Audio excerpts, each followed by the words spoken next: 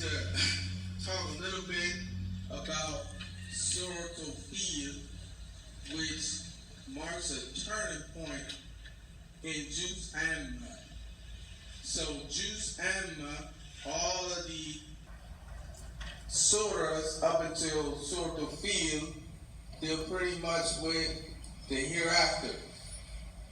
But from Surah Field to Surah Nas, all of these surahs, these remaining surahs, they talk about the Prophet Sallallahu Alaihi Wasallam or something pertaining to the life of the Prophet Sallallahu Alaihi Wasallam in some kind of way. So like when you think about Surah Al-Kawthar, that was pertaining to the death of the Prophet Sallallahu Alaihi Wasallam's son.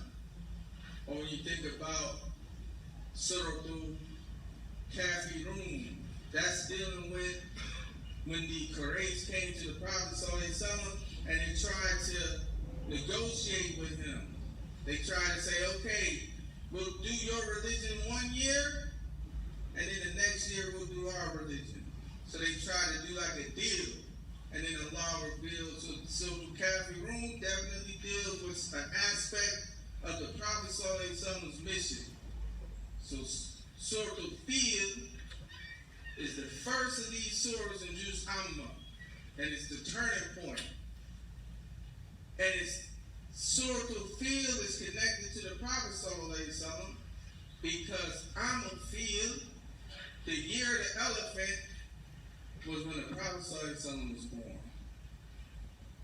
So the Quran is such a strategic book, right?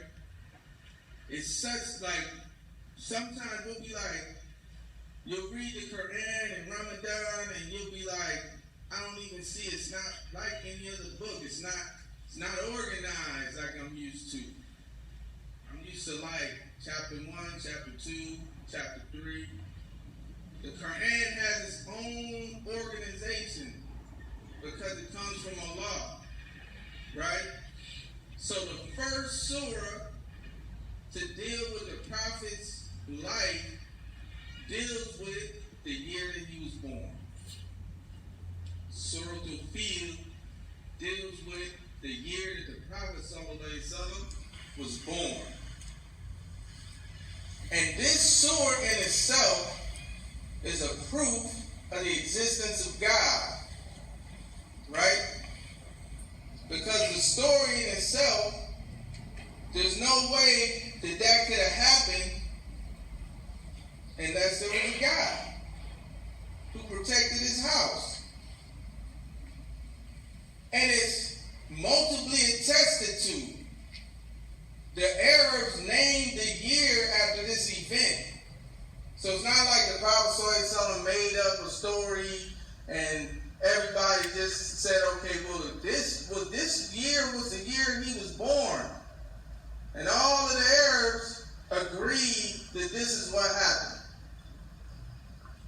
That there was a king in Yemen. And the king got to Yemen because of Surah Al-Buruj, right? There was a Jewish leader in Yemen. And the Jewish leader was oppressing the Christians. So much so that he dug a fire and burned them alive. And this is what is referenced in Surah Al-Buruj, right? And so the survivors who escaped, first they went to Iraq. And then the Iraqi people was like, man, you should go to Abyssinia. Because those Ethiopians, they Christians. We not Christians. You go down there and you tell them what happened. So the survivors, they went to Ethiopia, and the Ethiopians invaded the Hijaz.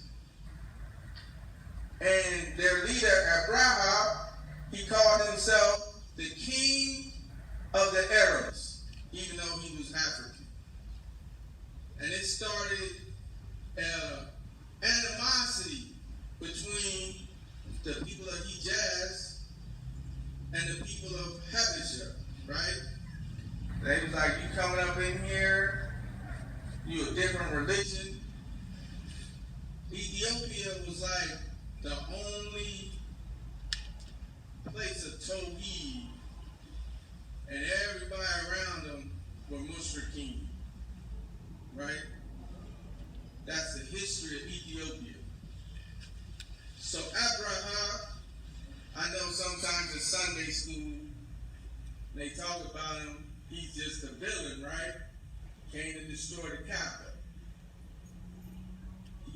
That's how he's painted. And he was, my daughter, she told me there's a difference between a villain and an anti-hero, right?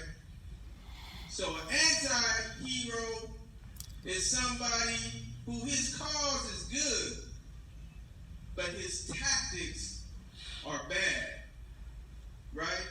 We've had this throughout the Muslim world. You'll listen to some people, Muslims, and you'll agree with everything they say up until they say how they gonna handle the problem. And you be like, wait a minute. And then I'm being set up here. These are anti-heroes. They'll come and be like, this is happening and that is happening and it's a problem. But we just gotta go kill everybody and make it right. And then we'll be like, well, I agree with what you're saying. It's like having a good case and a bad lawyer. So Abraham, he was a Christian. He built a cathedral in Yemen to worship one God. He saw people was going to the Kaaba. He was like, wait a minute, these people is mushrikeen, man. They going around a house naked. They got all of these idols in there that they worshiping. We gonna get rid of that place so people can come to my cathedral, right? So, just like today, Christians are people of vehement warfare, historically speaking, and today. Like, you don't want to get into a war with a Christian nation. You don't. Like, Muslims will romanticize war, but we kind of like pacifistic as Muslims, for the most part. You know? But them Christians, man, they something else, right? Like, they feel like it's no holds barred when it comes to, like, fighting.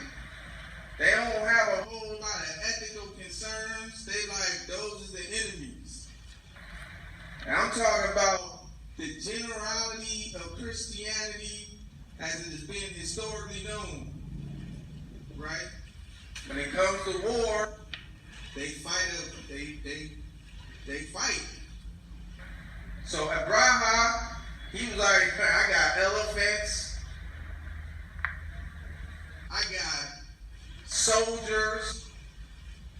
We just gonna go trample everybody who get in the way.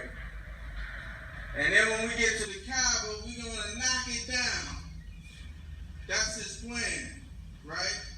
So you gotta imagine if he had white phosphorus, he had jet planes and tanks. He do like the Americans do. Because Americans, most of them Christian. They ain't got no qualms about bombing somebody. They be like, who we need to bomb? You listen to like the radio talk show hosts, because we'll be living in the Bay Area and we'll be like, oh, everybody nice. You listen to some of that white ring radio, and it tells you this is how they really feel, man. They be like, why don't we just nuke those people? Why don't we just nuke those people if they don't like it? That's how Abraham was thinking. Like, man, these people is mushriks. We just gonna get rid of the whole, he didn't know that this is Allah's house. He didn't say, wait a minute, we can't just kill innocent people and knock down Allah's house. That ain't gonna work.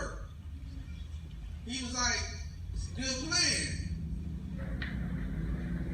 And Allah, he describes it, he says to the Prophet, do you not know about the companions of the elephant? How their evil plan went astray. Because they didn't have the foresight to say, maybe just killing everybody ain't the answer. Maybe just destroying the house of Allah is not the answer. But in the end, Abraham was a Christian. He wasn't a mushrik. And I think that's lost on Muslims a lot of times because of the color of his skin. When we talk about this story, we don't say he was trying to get rid of the shirt, but he was doing it the wrong way. We just be like, he was a companion of the elephant.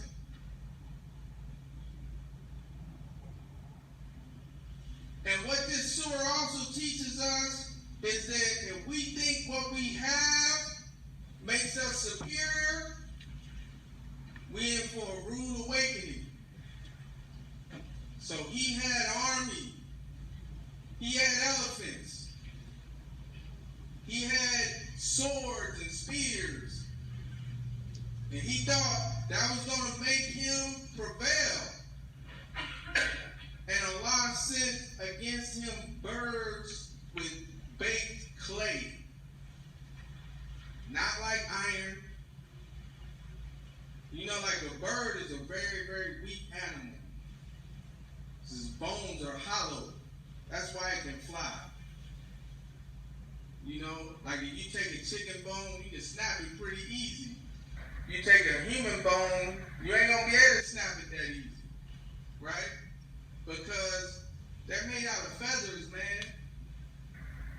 Look at the wisdom of Allah destroying an army of elephants with one of the weakest animals you got.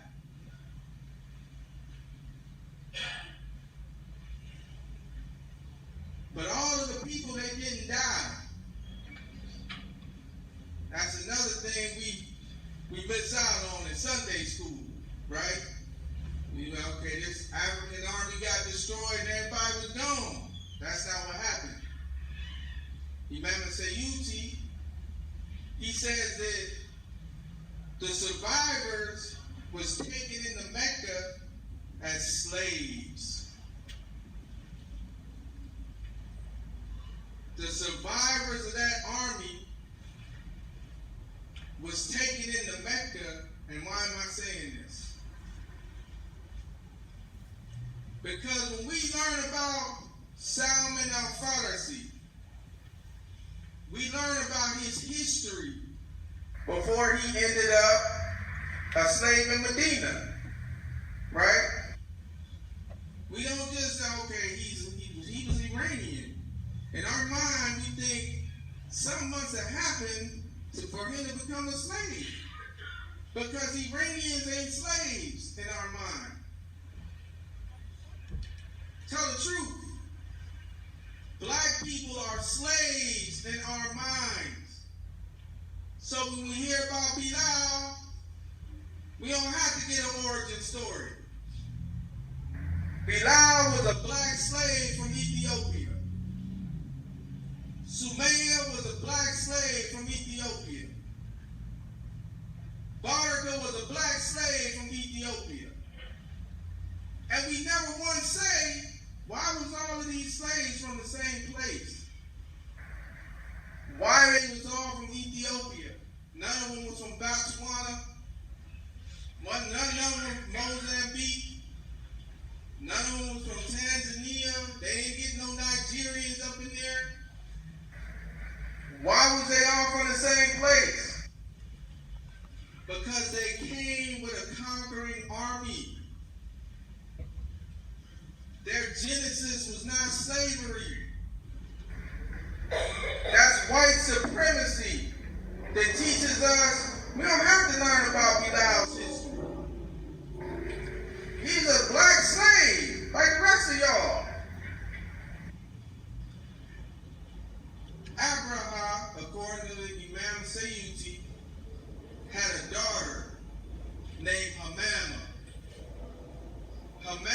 one of the first people to convert to Islam. One of the first 8, according to Imam Sayyidi. Her mama had a son named Bilal ibn Rabah. Bilal was a prince. He was an African prince that was taken, his family was taken into slavery because his grandfather wanted to destroy the Kaaba. The Meccans didn't just hate black people, which is what we taught. This is how the history is taught to us, right? So you got Bilal, the grandson of Abraham.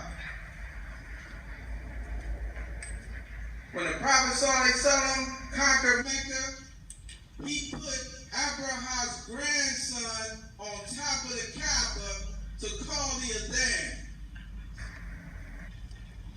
And that's why the Meccans was like, the Meccans who saw this army of elephants, who wanted to destroy their homes and destroy the Kaaba, they said, I'm glad my father, now think about this. Now that you know who Bilal was. Because they want us to think the Meccans was just racist. They see this black man, they like, I'm glad my dad wasn't allowed to see this black man calling the Adhan on the Kaaba. But in reality, they seen the black man whose grandfather was on an army of elephants. He was leading it to destroy the Kaaba. And the Meccans ran for fear of their life. And then the army was destroyed by the birds. And the Meccans thought, this is a victory for polytheism. Because the polytheists won. So now they seeing Bilal, a monotheist, with the Prophet ﷺ taking the idols out of the Kaaba and saying, Allahu Akbar, Allahu Akbar.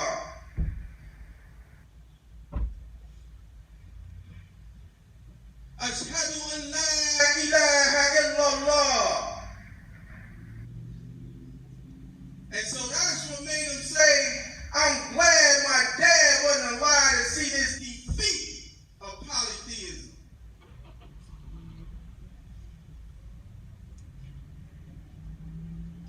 Islam ain't going to work in America if we bring our same racist ideas over here too. Got enough of it. That's right.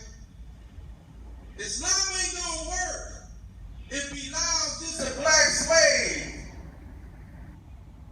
who don't have an origin and don't have a history. Because when you see all of these black Muslims, you're gonna think the same about them. They ain't got no history. They're a bunch of slaves who got freed by Abraham Lincoln. And that's the end of the story of America.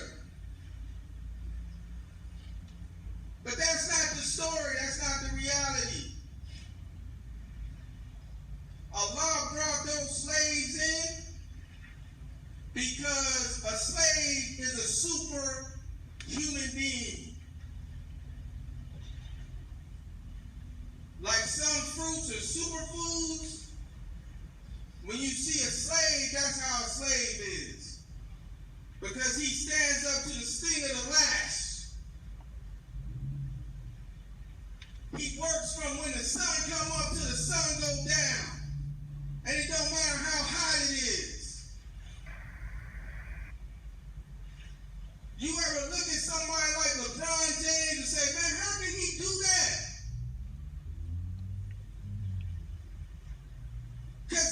superhuman being. When Bilal heard his slave master talking about, man, there's a guy teaching that there is no God but Allah, who made up in Hub. Bilal said he had never met the prophet.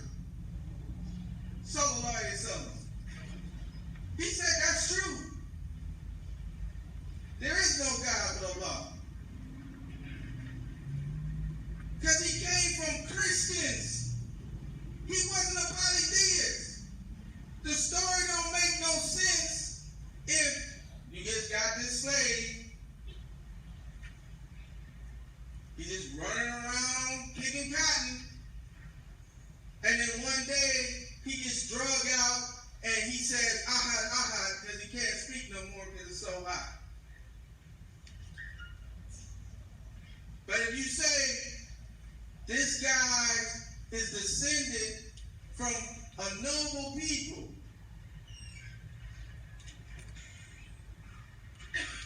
so when he heard the prophet's message, he said, man, I know that that's the truth.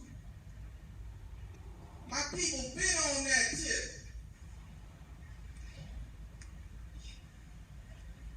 And when they tried to make him turn back, he didn't turn back. Because he had been under the sting of the lash his whole life. He said, man, if my slave master don't want me to believe it, it's making me more strong in my faith.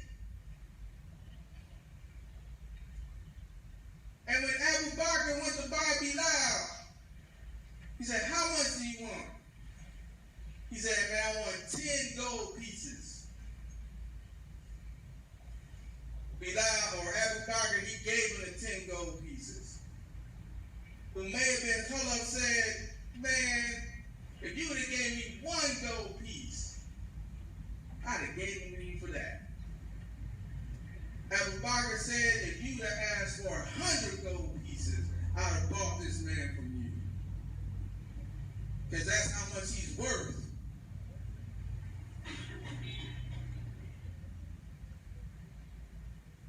That's how Abu Bakr looked at Bilal. He didn't just look at him as the guy who called his dad, the prophet's black Sahaba. Allah didn't look at him like that. So the prophet saw himself and said, man, what did he do? Because when I was in paradise, I heard your footsteps, Bilal, in front of me.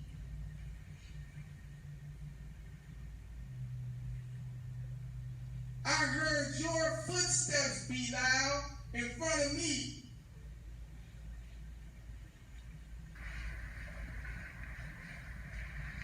أقول قولي هذا واستغفر الله لي ولكم